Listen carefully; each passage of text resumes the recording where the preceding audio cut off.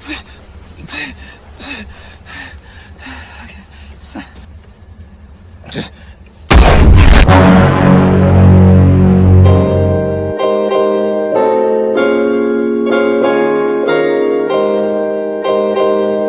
semua, gimana kabarnya, masih suka bermain sabun? Kembali lagi bersama saya Cerita Google, semoga kalian sehat-sehat selalu ya.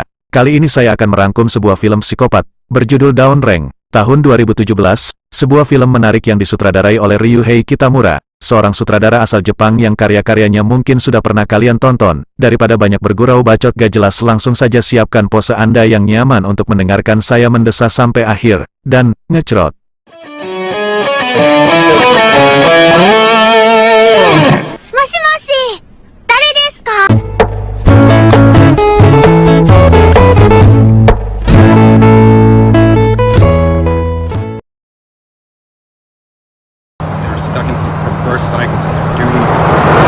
Diawali dengan memperlihatkan sebuah mobil yang tiba-tiba pecah ban tepat di daerah yang sepi penduduk, di mana lokasi tersebut cukup terbuka dan tidak menyeramkan sama sekali. Para penumpang mobil ini pun berisikan 6 remaja yang sedang melakukan perjalanan jauh, di mana salah satu gadis bernama Jody, ini mukanya pun tak sengaja kejedot karena insiden tadi, tapi beruntung tidak mengalami luka yang serius.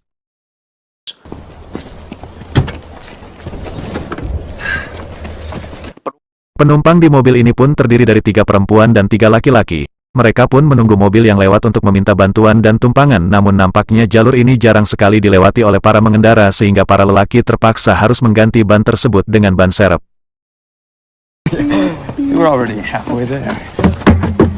Di saat para lelaki sedang sibuk mengganti ban salah satu gadis yang bernama Sarah, ini parasnya pun malah sibuk memposting situasi ini di media sosial, di mana niat tersebut harus tertunda oleh buruknya sinyal di lokasi tersebut.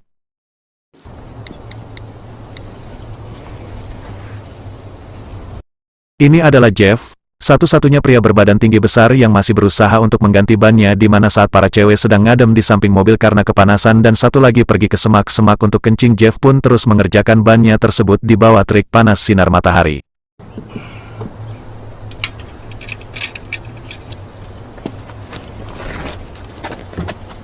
Saat itulah Jeff melihat sebutir peluru jatuh dari ban pecah tersebut, di mana insiden tadi ternyata bukan semata-mata kecelakaan, melainkan ada seseorang yang dengan sengaja menembak ban mobil mereka dan tiba-tiba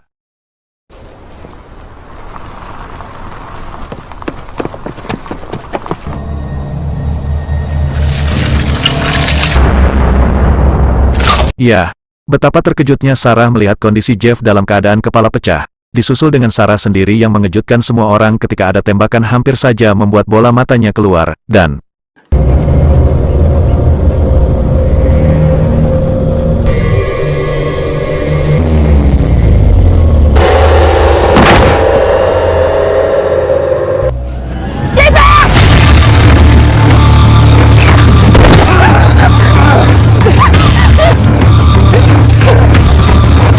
ya, ada seseorang yang menembaki mereka semua, entah dari mana asalnya, tetapi ketika mereka semua akan bersembunyi, salah satu pria yang bernama Todd pun tertembak di bagian bahu, tapi beruntung mereka semua berhasil selamat.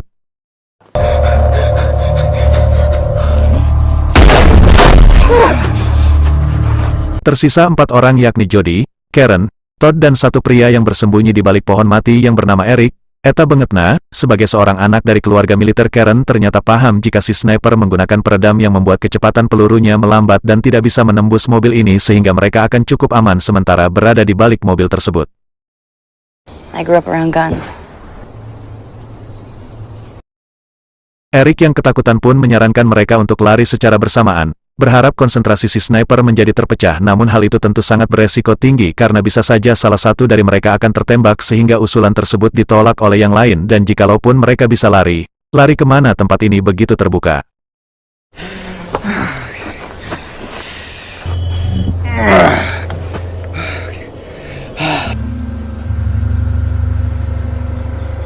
Dial 911! Sinyal yang tak bisa dijangkau pun membuat mereka kesulitan untuk menghubungi 911, di mana Todd akhirnya memiliki ide untuk mengetahui di mana posisi si sniper berada dengan cara memancingnya, menembak dan menangkapnya dengan ponsel.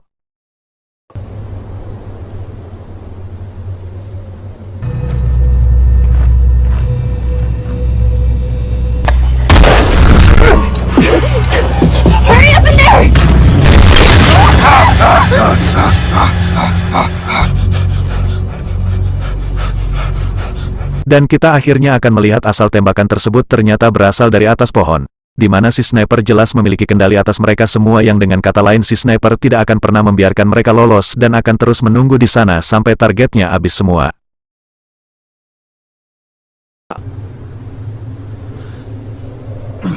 Tidak dijelaskan siapa ini titel si sniper, apa motifnya, dan kenapa harus para remaja ini yang jadi targetnya, sehingga saya ingin tegaskan kepada teman-teman semua bahwa si sniper ini tidak lebih dari seorang yang sakit, mungkin psikopat, yang hanya ingin mempermainkan nyawa seseorang, di mana dia memang sengaja berada di sana untuk menunggu korbannya lewat, yang kebetulan Jody dan kawan-kawan hanya sedang apes atau sial saja harus menjadi target dari si sniper psikopat ini.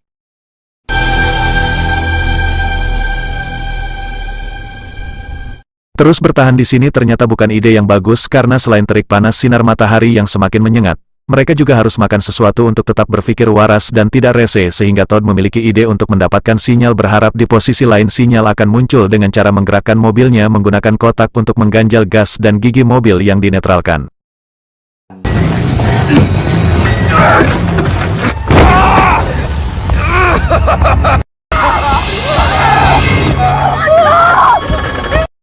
Ide ini ternyata sama sekali bukan ide yang bagus, karena saat mobil terus maju dan tidak mau berhenti, mereka bertiga pun sekuat tenaga untuk menahannya sampai Jody harus jatuh dan menjadi sasaran empuk si sniper. Pada posisi tersebut ada saja hal yang membuat kita menjadi kesal dan greget. Di mana Jody yang memiliki kesempatan untuk tinggal lari saja ke posisi aman pun dengan polosnya malah diam saja. Yang secara logika kalau takut ia gerak cepat, atuh neng jangan diam terus. Si Jody malah duduk dengan raut wajah ketakutan yang seolah-olah membuat si sniper dipermudah dan disilahkan untuk membunuh si Jody ini. Oh anjing.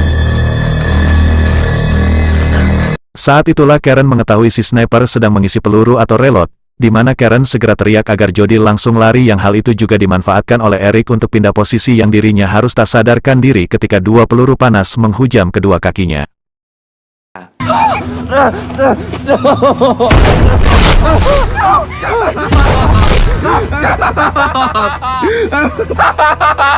He used me to lure him out.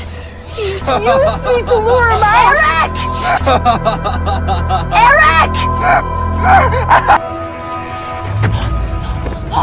Hey, come on, buddy, don't pass out on us!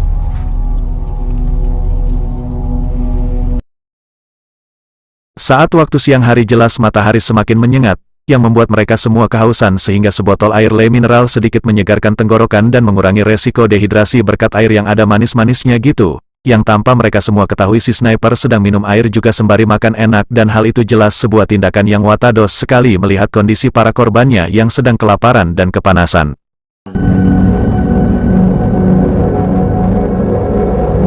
Eric yang sudah siuman pun dilemparkan botol air supaya bisa sedikit pulih, di mana saat Eric akan minum tiba-tiba. Ya, psikopat sniper ini pun menembak tangan Eric berikut botolnya, di mana hal ini jelas memperburuk kondisi Eric yang sudah kehilangan banyak darah, di mana pada saat yang bersamaan muncullah seekor serigala yang sudah pasti akan menyantapnya, sehingga Eric memilih untuk pasrah daripada tetap hidup tapi menderita.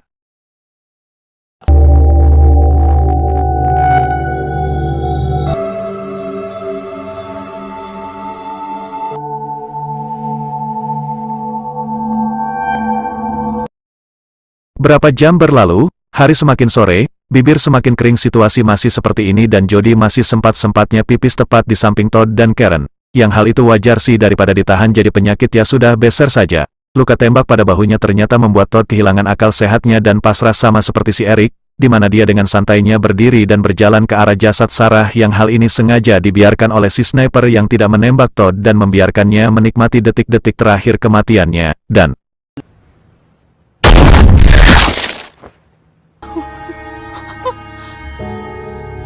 saat itulah muncul mobil lain yang merupakan sebuah keluarga yang sama-sama bernasib sial harus melewati jalur ini, di mana si sniper langsung menembak pengendara tersebut yang membuat mobilnya terguling dan melindas jasad-jasad mereka yang sudah tewas.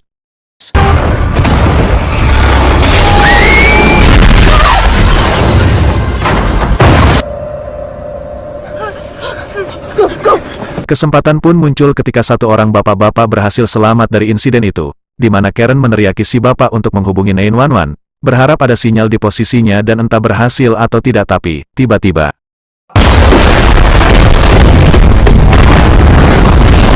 Satu-satunya kesempatan mereka untuk bisa selamat pun akhirnya hilang. Ditambah kini hanya tinggal Jody dan Karen yang tersisa, di mana saat Jody hanya bisa menangis dan menjadi beban. Karen justru melihat ide lain saat melihat mobil yang terbakar, yakni asap yang mengebul yang mana akan membuat penglihatan seorang sniper menjadi terganggu saat asap tersebut bisa dihasilkan dengan jumlah yang cukup banyak. Alhasil dari sore sampai malam mereka berdua pun mencoba untuk mengumpulkan bahan-bahan yang bisa terbakar dan menimbulkan asap yang mengebul, seperti karet ban, kulit jok mobil dan beberapa material lain yang bisa menimbulkan asap dalam jumlah banyak.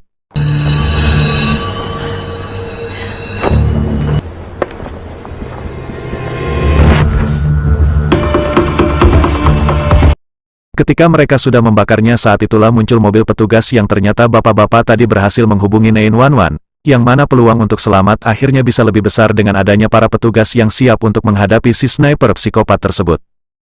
You see that road? When we are, we'll know. Para petugas pun langsung membaca situasi ini dan menyadari jika si pelaku benar-benar sangat berbahaya dan tak akan melepaskan korbannya begitu saja, sehingga mereka merasa perlu untuk meminta pasukan tambahan kepada kantor pusat yang pada saat itu dilakukan. Tiba-tiba, ya, satu polisi pun tewas dan membuat mobilnya melaju, di mana satu anggota yang berada di atas pun terjatuh ke bawah dari mobil dan harus ditembak oleh si sniper. Melihat si sniper sedang sibuk dengan para polisi, Karen pun mengajak Jody untuk secepatnya kabur dari sana, di mana Karen mencoba meyakinkan bahwa tidak ada waktu lagi untuk mikir karena sebentar lagi asap akan segera memudar. Namun apa respon si Jody? Dia malah diam saja dan nampak ketakutan. Sehingga ketika asap semakin memudar, Karen pun menghitung dari 1 sampai 3 agar mereka berdua lari secara bersamaan, dan Jody dengan gobloknya malah diam saja sehingga saat Karen menoleh dan memaksa si beban Jody untuk secepatnya lari, hal itu pun dilihat oleh si sniper yang membuat Karen harus tewas ditembak di kepalanya. Setelah menyaksikan momen si beban yang secara teknis telah membuang-buang waktu yang membuat Karen tewas, kini saatnya si beban Jody langsung lari ke arah para polisi. Di mana saat kedua polisi yang tersisa ini pun berusaha untuk melumpuhkan si sniper, tapi justru merekalah yang harus tewas terbunuh.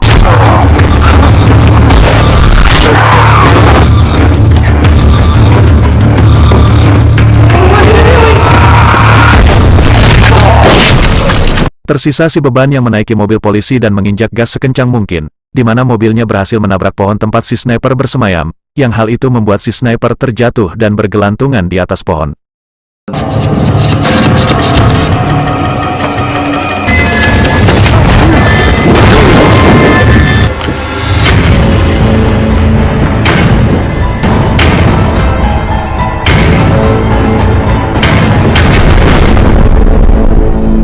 Dan inilah dia orangnya si sniper, yang sedari tadi mengheadshot semua orang seenak jidat, di mana si beban berhasil mengambil senapan milik si sniper dan menembaknya hingga membuat dia terjatuh.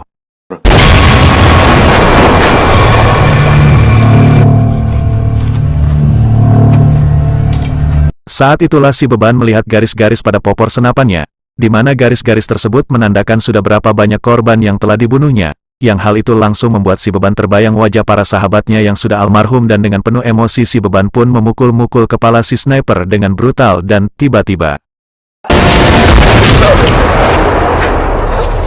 Ya, si beban pun tertembak ketika senapannya tak sengaja terkokang dan menembak tepat ke arah tenggorokannya. Di mana hal ini cukup memuaskan saya pribadi menyadari fakta bahwa si Jody beban ini harusnya sudah mati dari tadi. Mengingat semua tindakan bodohnya telah menyusahkan dan mengakibatkan si Karen terbunuh. Mampus, baru kali ini saya emosi ke tokoh utama daripada penjahatnya. Alhasil tidak ada yang tersisa satu orang pun pada insiden ini terkecuali sang kameramen. Sehingga tamat ending yang cukup ngecrot.